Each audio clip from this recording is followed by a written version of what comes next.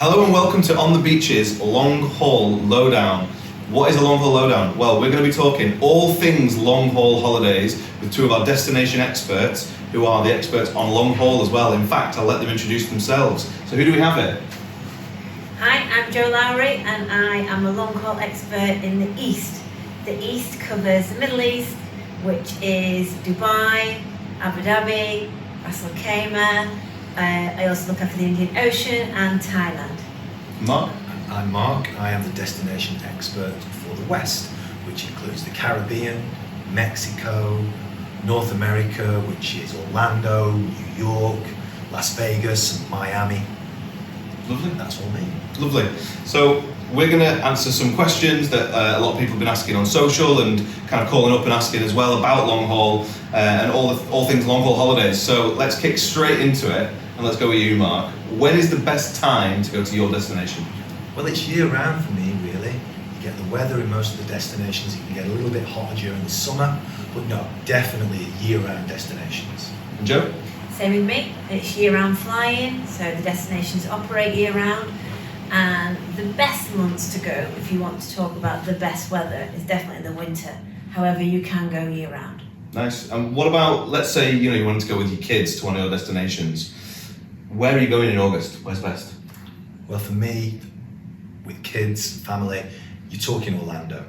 And in August, it's actually a good time to go. The US schools have gone back, so the parks aren't as busy. Can get a little hotter, but yeah, it's definitely geared up for families in August in Florida.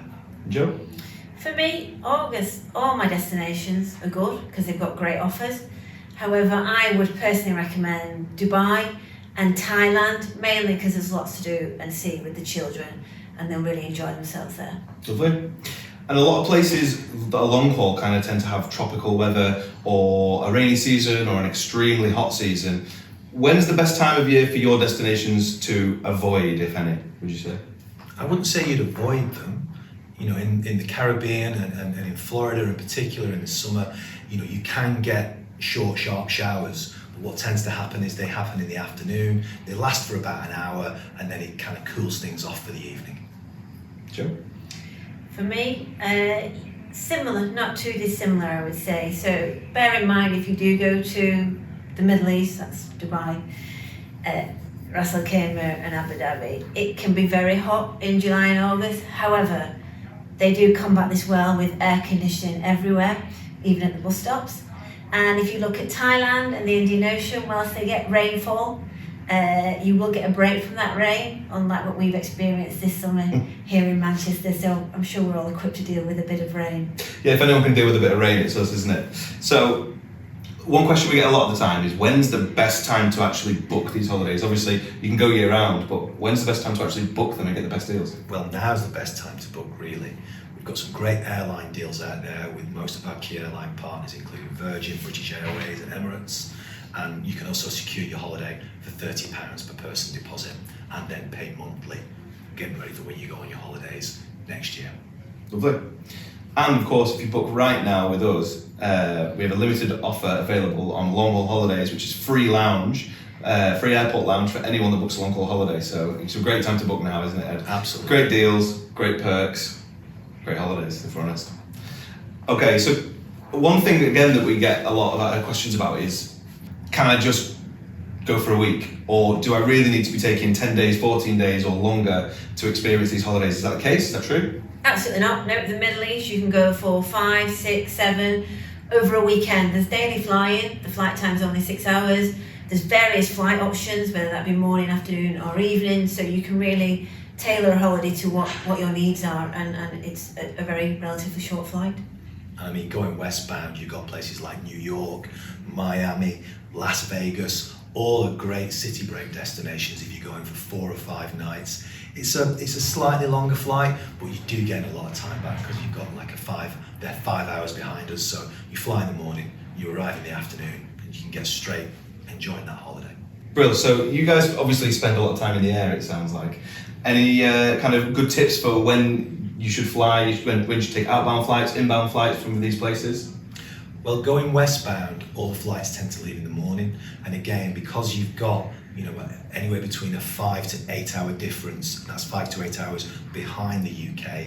You can leave in the morning and you tend to arrive sort of early to mid-afternoon. So you can fly to New York at 10 a.m., arrive at 1 or 2 in the afternoon, and you're ready to get going a little bit further afield to places sort of like Las Vegas and California. It's an 8-hour time difference. So again, you'll arrive there and then you can get straight into it and get straight into enjoying that hotel, the holiday, everything about it. Any similar tips for the Yeah, me personally, I like to travel through the night so I don't lose a day in resort. There are flights out of all the regional airports. Say you've got a flight at 9 o'clock at night, you would arrive into Dubai at 7 o'clock in the morning and transfer to your hotel. So you've got a night in the air, and when you go on these long haul flights, you're given a pillow, a blanket, and therefore your seat reclines so you can get some sleep. Very nice, not like those Ryanair flights as this. So you touched on it there a little bit, Mark. There's a time difference in a lot of places, obviously, but the time difference actually is a lot smaller than some people might think. Is that right? On the east coast of the US, it's about 5 hours. Then you can go sort of further south when you're heading into the Caribbean. Again, it's 5 hours, but during the winter, for instance, Barbados, they don't pull the clocks back an hour. So again, that time difference goes to only being 4 hours. Yeah. Similar these? Very similar, yep. Middle East is, you know, in the summer 3 hours time difference, and in the winter 4. So, you know, no, you don't suffer from severe jet lag when you've only got such a short difference. Nice. Another myth that I guess that we could kind of explore here and talk about is just how far away these places are. So I know that a lot of people kind of have anxiety about spending so much time on a plane, but if you look at it compared to some of the other locations that they might potentially go, Egypt, for example, is only an hour closer to us than Dubai, is that right? Absolutely, yeah. You can get to Dubai in anything between 6 to 7 hours maximum, but on the whole, it's about a 6.5 hour flight. Yeah, and similar westbound, time-wise? Yeah, I mean, it's slightly longer. You tend to have, your flights tend to sort of go between either 7 to sort of 9 hours, depending on where you're going to. But again, because you're gaining so much time back, you land in the afternoons, and then, you know, things are ready to get rocking and rolling. Yeah, and on these flights, if we're being honest, you don't mind spending that kind of time on them anyway, do you? Because, well, I'll let you guys talk about the flights, but there's bigger seats, you know, there's films, TVs. Can you tell us all about them? Yeah, the flight is part of the experience when you're going on a long haul holiday. So from my point of view, I love being able to just sort of catch up with films that I may have missed at the cinema. You can relax, you can have a couple of beers, a couple of drinks while you're on there, get some rest, and you're sort of rested and ready to go when you land. And there's none of that 2 cans for £9 stuff here, is there? It's all included in part. All included in the cost, yes. Lovely. Same eastbound? Absolutely, yeah. Free drinks, free food, movies, box sets. Personal favourite of mine is to play Pac-Man and Who Wants to Be a Millionaire with the kids, so equally you can have a lot of fun too. Nice. So Pac-Man, Who Wants to Be a Millionaire, you playing them, are they available on the flight? They're available, yeah, and you can play against other people on the flight too. That's amazing, that's amazing. So it's almost like an airport lounge in the sky, which is a lovely little segue for me to remind people that you can get free airport lounge if you book a long haul holiday with us right now, is that right? That's correct, yeah. Lovely. Any destination, any durations, as long as you book a package. Lovely. And travel before? 30th of June, 2024. So in essence, when you book with us, from the minute you get to that airport and you've checked your bags in, you can get straight into the airport lounge, which is free. You can experience kind of comfier seats. You can experience free food there. You can leisurely make your way to your flight, experience free food, comfortable seats, TV, films. And then, of course, you have the holiday of 2 weeks, and then you come back on a lovely flight as well. So your holiday really does last kind of an extra, 8, 9, 10 hours with that airport lounge and the flight. Absolutely. I think the other benefit as well of long haul is that if you're having free airport lounge, is that they do ask you to arrive a little bit earlier because the flights are large, therefore boarding can take some time, so that gives you extra time to enjoy the lounge. Nice. Right, so for this bit, I'm going to put your expert knowledge and your expert takes to the test with some questions that people have asked in the past on the phones and on our comments and our social media. So I'm going to start with you, Mark, if that's okay. Can you give me, from your area in the West, your favourite beach? Without a doubt, Crane Beach in Barbados. It's on the east coast, it's a little bit quieter, it's the Atlantic side of the island, but you've got the most beautiful pink sand beach, really chilled out, really relaxed, just to go and enjoy yourself and get some sunshine. Sounds gorgeous. Joe, favourite beach? Yeah, for me it would have to be Thailand. I mean, Thailand is full of stunning beaches, but an area that we sell a lot of is Phuket. So if I'm looking at Phuket, then my favourite beaches would be Krabi and Karon and Khao Lak. Stunning beaches. Nice. Right, best drink to order in the West? Oh, well, if you go to the Caribbean, anything with rum in it, basically. Best drink in the East? The Thailand coconut water. Not the camel milk? Amazing. Not the camel milk. Okay, Mark, best restaurant? Oh, this is a tough one. For me personally, there's a place in New York called Del Frisco's Double Eagle Steakhouse. The most amazing surf and turfs, absolutely fantastic. Joe? Me, I recently dined at a new restaurant that opened at Atlantis Palm called En Fuego, which is a Latin American restaurant. It's got great food, but what I mainly love about it is that it has live music and acts on, so it's great fun too. Nice, and is that part of the half board there, is that It right? absolutely is, yeah. Lovely. Okay, now we're going to talk hidden gems. If you were going west, if you were going to Orlando, where would the locals take you? Where would the locals take me? They would, well, I've got to say, I love Winter Park. It's one of the more residential areas, so it's not that touristy, but there's great restaurants there, there's great shops. In the winter, during like the festive period in Christmas, they deck it out amazing. There's huge trees, the lights are all up, and there's this amazing food hall called Plant Street Market. They've got their own in-house brewery there called the Crooked Can. There's amazing food outlets there. They do the most fantastic mac and cheese that I've ever tasted in my life. That's absolutely You brilliant. sound like a big fan. Absolutely. And the east, let's go Dubai and Thailand. Where are the locals taking you? So in Dubai, you could go to Dira, which is the old part of Dubai, where it's home of the gold and spice souk, so you can immerse yourself in the culture, or go on an outboard boat ride across the city. Or in Thailand, I mean, you only need to go walking around and you'll find lots of really great local restaurants. Personally, when I was there not long ago, there was one in Khao Lak called Pam's Restaurant, which was a family-run business that picked you up from the hotel that you were staying at too, free of charge. So that was hidden gems. Now let's talk about hacks. You guys spend so much time in these places that you must know them better than anyone. So, Mark, if I'm going west, what are your tips? If you're traveling less than a week, just take cabin baggage.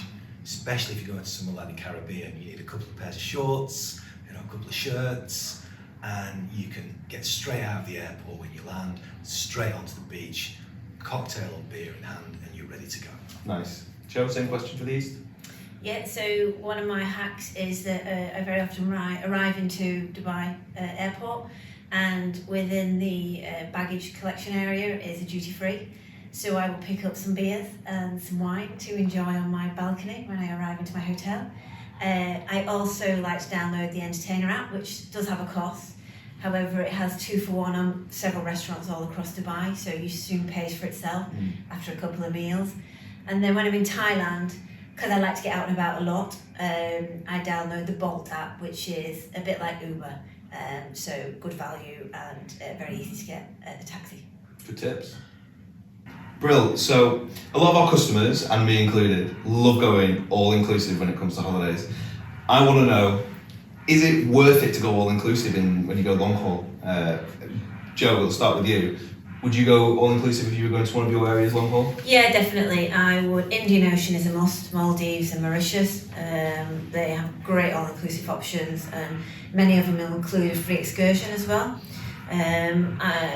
Middle East, Ras Al Khaimah is a stretch of a long beach stretch full of all-inclusive restaurants that are a great value for money. Thailand, no, you would go bed and breakfast or half board at a push. It's all about getting out and about and experiencing the local culture and cuisine. And it's such good value in Thailand, right? So Exactly. there's no need to go all-inclusive almost. No, exactly. Mark, similar thing to the west? Yeah, you've got, westbound, we've got Mexico, it's the home of the all-inclusive. We've got the most amazing range of 5-star luxury all-inclusive resorts that are really fantastic value for money. They give you so many amazing options for dining while you're in there. We've got Antigua, one of the all-inclusives there, the veranda. They've got a Michelin-starred chef that works out there that's included in there in the all-inclusive package. If you go to somewhere like Barbados, for instance, probably not. There's loads of options that you can get with regards to eating outside of your hotel in places like St. Lawrence Gap and up on the West Coast as well. And if you go into the States, again, no, they don't do it. You may get bed and breakfast in some of your hotels, but you want to get out and about and explore, especially in places like New York or in Las Vegas. There's so many different eating options that, that is definitely one where you would want to be out and exploring. And they don't scrimp on the portion size in the US. Absolutely not. You can order a starter and it will last you for a week. You're not going to go hungry. Yeah. Okay, so look, I'm going to be honest. The number one thing for me that kind of turns my attention away from long haul holidays is the price and the affordability. For some reason in my mind, I've just got that it's not affordable. It's not a place that is achievable for me. But we were talking before this, and you were kind of telling me that, especially with on the beach, that it's not the case. It is affordable, right? Absolutely. I mean, for a start, we offer £30 per person deposits, which is an amazing way to secure your holiday. And if you search on our site, you can sometimes, a lot of the time, find all-inclusive options that are actually cheaper than going short haul. Some of the 4 and 5 star products that we've got in, say, Mallorca, you can get similar sort of 4 and 5 star all-inclusive option in Mexico or the Dominican Republic. Yeah, and you mentioned there the £30 per person deposits. Compared to a lot of companies in the UK for long haul holidays, that's reasonably quite low, isn't it? That's Absolutely. One of the lowest. We are definitely one of the lowest options when it comes to that, and we also offer monthly payment plans as well, which is a really good way to be able to sort of secure that holiday of a lifetime. I'm convinced. Yeah. Joe? I think as well, the other thing is that they are, like back to what I was saying, year-round destinations. So you will find that there are some really killer deals in months where you may not expect it. So that's where On the Beach is great, because you can search anywhere and find those deals very easy. Well, I'm convinced. I'm going to ask you both. Should I go east or should I go west? West. West is best. East or west? East. Okay. Well, it's conclusive then. Thanks everyone at home who joined us, and if you asked any questions in the live chat, hopefully one of our experts was able to help you and answer one of your questions. For now though, you can just head to our website onthebeach.co.uk where you can book a long haul holiday right now and get free lounge until the 17th of September. That offer will run, and that's for any duration if you book before the 17th of September and travel before the 30th of June. I'm glad he's here. Thanks very much for joining us. We'll see you again soon.